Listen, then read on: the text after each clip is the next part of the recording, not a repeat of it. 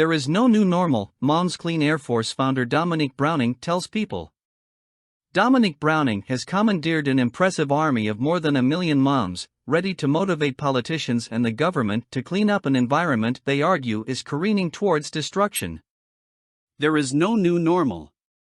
Normal is gone, Browning, who started Moms Clean Air Force about 13 years ago, tells People. We have to get rid of this idea that things are going to be normal and stable. We have to work with what we have and understand the consequences of not doing anything. Around 2010, Browning, 68, began having conversations with women who had expertise in climate policy, regulatory and legal clean air issues, marketing and business to discuss how to engage and mobilize people, specifically mothers, to fight climate pollution. The overriding goal was to change the conversation from polar bears to people, Browning says. Bottom line is, we had to stop thinking about this as something that's going to happen far away. And it's going to impact some poor creatures, but it's not going to change our lives. Browning, who says she has an obsession with climate change and air pollution, became frustrated about the lack of connection people had with the issues. People didn't understand what climate change was, why it mattered to them, and why they should care, she says. So that's why we started Moms.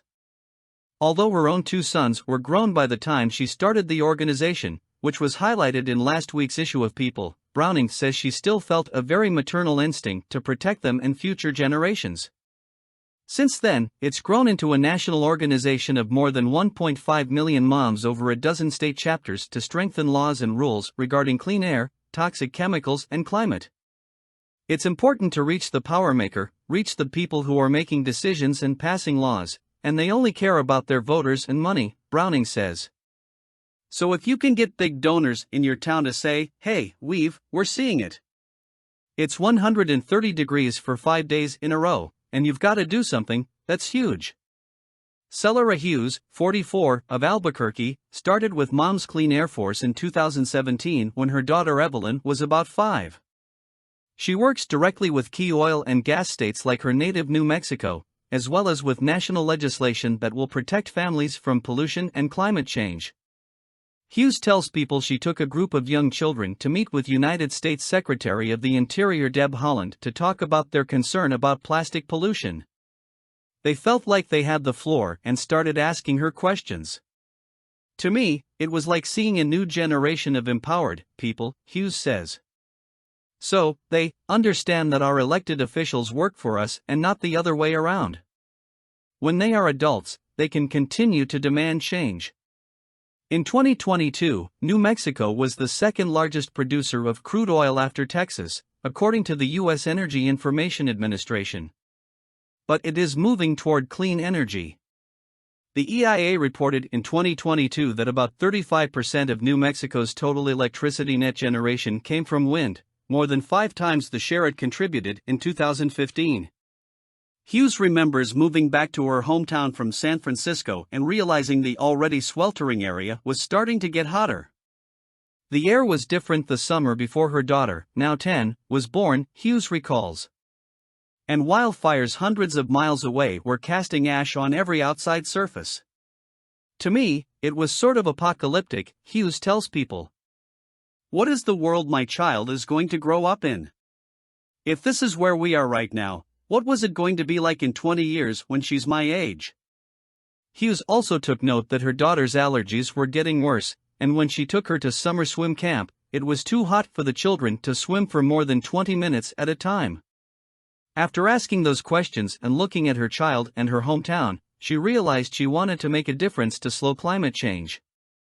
According to Pew Research, 69% of Americans favored the U.S. taking steps to become carbon neutral by 2050. The same share say the U.S. should prioritize developing renewable energy sources such as wind and solar over expanding the production of oil, coal, and natural gas. Carbon neutrality means releasing no more carbon dioxide into the atmosphere than is removed. There's no question that this is a turning point, Browning says. This is the summer that many people are going to remember as the time that they finally understood what extreme weather and climate disruption are all about. We have the double whammy of extreme heat and the 5th worst city in the nation for air quality, adds field organizer Hazel Chandler, 77. Those two are married together in cooking the toxic soup of ozone. The ozone and the heat put all of our health at risk, but it is very much increased for young children. The South and Southwest have been experiencing a historic heat wave, with Phoenix at the epicenter. The city logged its hottest month on record in July, the hottest month ever observed in a U.S. city, according to the Arizona State Climate Office. Mother Nature appears to be giving the Earth a wake-up call, which Browning believes should be answered immediately. So the ocean has been a sink for a lot of our carbon pollution that we've been throwing up, Browning says. And the oceans now are saying we can't do this anymore. Our chemistry is changing. And you look at the ocean and think we pitiful little humans changed the chemistry of the ocean. And what was changed might still be restored. We are not climate doomsayers, not by a long shot, Browning says. That's the problem with doomsaying, it makes you feel paralyzed.